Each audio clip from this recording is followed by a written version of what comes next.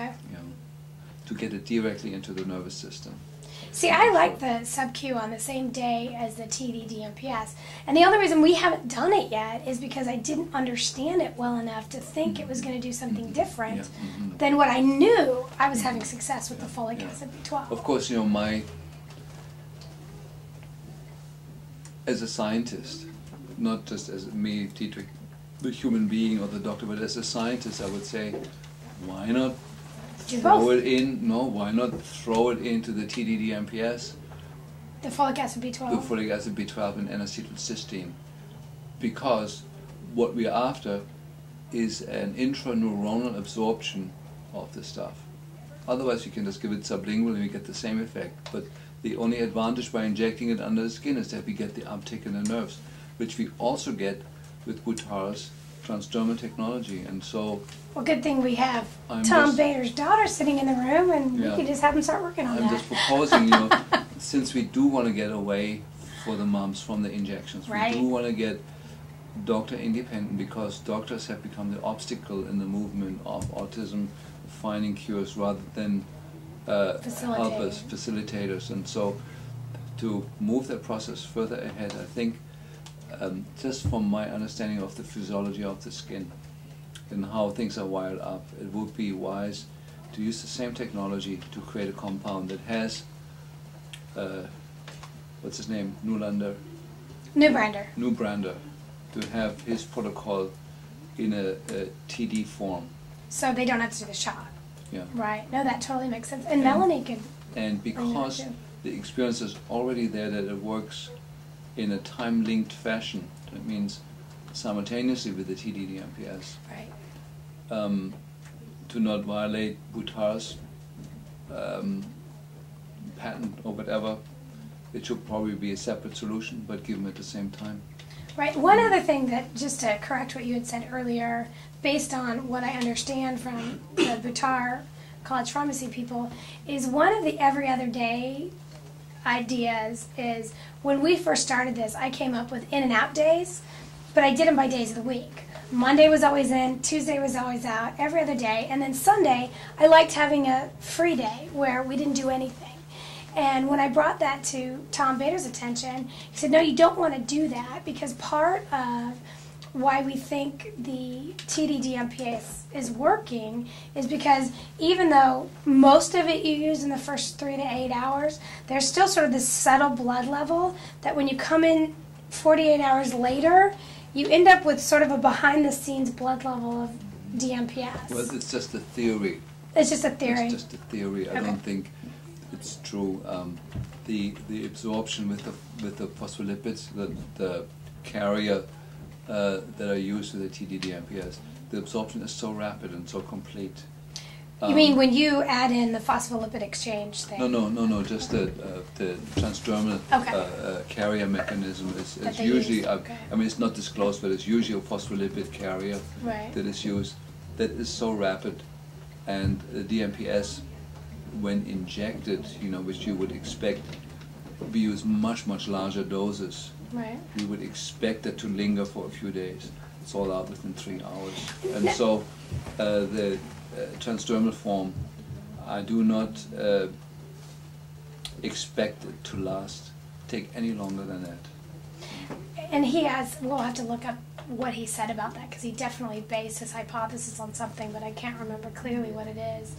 I was going to ask you something else about that, and I can't remember. We measured it, you know, with the muscle testing technology. Oh, you did? Okay. And so there is no signs of any residues after a few hours of it. It's been completely metabolized and used up by the system. Okay. So let's regroup and just talk about a protocol here. Sounds like what I'm hearing you say is, okay, what about the in and out day? Here's what happens with every other day. It's not as tangible as every single Monday you do this, every single Tuesday you do this.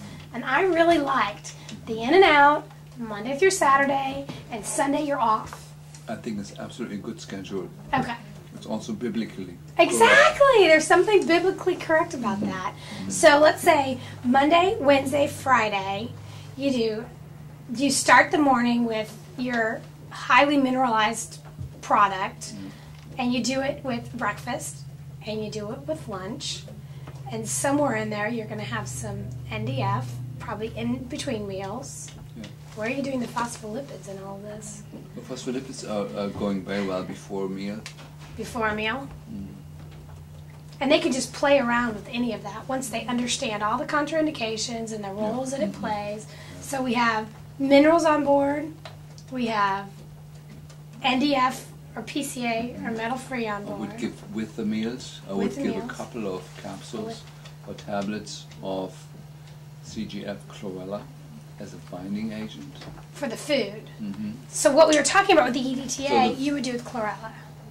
Yeah. Binding the stuff that's in the food. Yeah, absolutely. No, not just that's in the food, but whenever a metal mobilization process is going, metals appear in the blood, and they can go only three ways. They can go out through the skin, they can go out through the kidneys, or they can go out through the gut.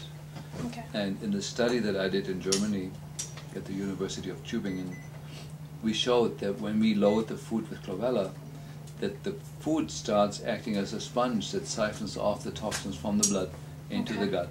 It pulls it out, so they no longer have to go through the kidney, and they don't have to go through the skin.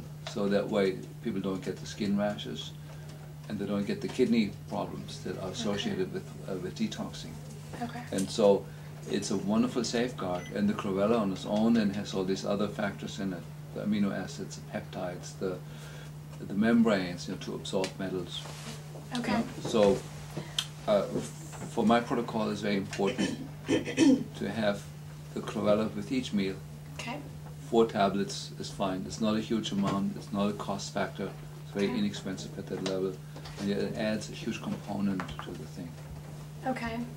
And then we're talking about the TD-DMPS in the evening, on the out day, followed with the shot if that's something they choose to do, or hopefully a topical cream that will have. Magnetic mat, if you don't do detox simultaneously, because the mat on its own will stir up things that then need to be processed, otherwise cause more trouble. Well, that's interesting because so the mat goes together. It's a detox. It's a condition. Only use the mat if you do the detox with it. And that's interesting because when we first got the mat, we were in a big muscle testing phase because I had time to do it.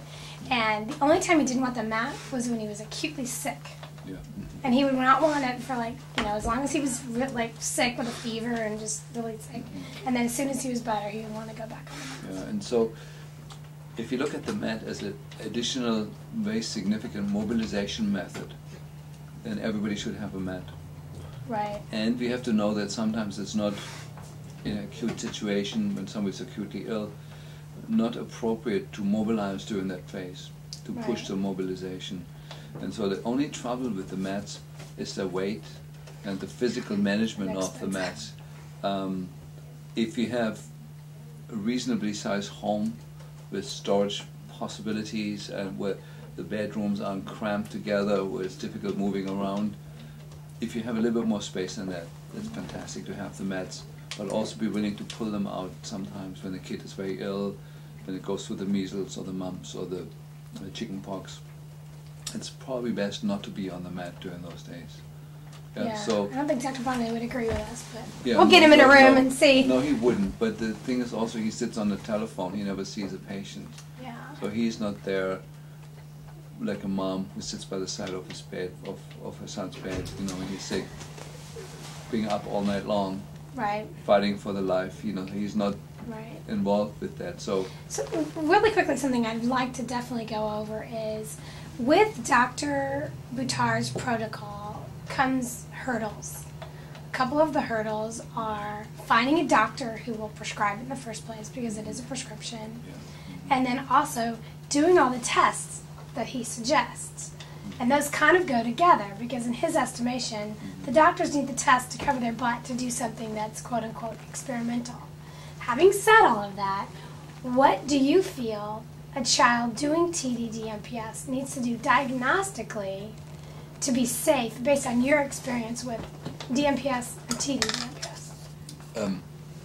The honest answer is nothing.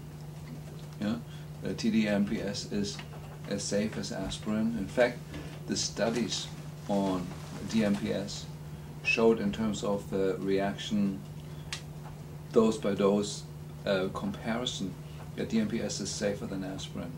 So my question to you back is, what kind of studies do you think are necessary to determine if a child or a grown-up is capable of taking some aspirin? How many studies do you think you have to do? What kind of blood studies? Yeah, I'm on the same page here. That's why I asked the question, because no one ever believes me. No, I'm just talking science. Yeah. It's in the literature. I did an extensive literature review on DMPS 20 years ago. That was already all available, and it shows that it has an extreme safety. There is no link to cancer. There is no you can give huge doses without any detrimental effects. You know, the LD50 is absolutely huge. It's way beyond of what anybody's ever giving, and so it's one of the safest drugs to use, if you want to even call it a drug. And so in that way, I feel the hurdle should be very, very small in the beginning to use it. And as I said before, I would be completely satisfied getting a hair analysis, and I feel that yes, I feel every 3 to 4 months the hair should be monitored to look for when the pattern of the essential minerals in the hair normalizes. And when the calcium and magnesium become approximately the same, the sodium, potassium become the same, and the copper and zinc and selenium and sulfur, when they're all level out, that's when we know we're approaching the end point of when there will be no more further benefits in terms of the heavy metal detox. But then, mind you, then there's the other benefits on the fungal toxins and on the actually on the blood lipids, has a regulating effect on that. It has an effect on Lyme disease toxins. These are all unpublished data from different researchers that I'm aware of. These are all effects of DMPS that we have no test for whatsoever, no lab test for. The only test that will indicate that it's a muscle testing will show it. And so I feel the indication for using transdermal DMPS go far beyond any testable item. Yeah, so even if you don't find the necessity based on like a heavy metal test, there's still 15 other indications to give it. Well, wouldn't the biggest indication be that they're neurotoxic in presentation?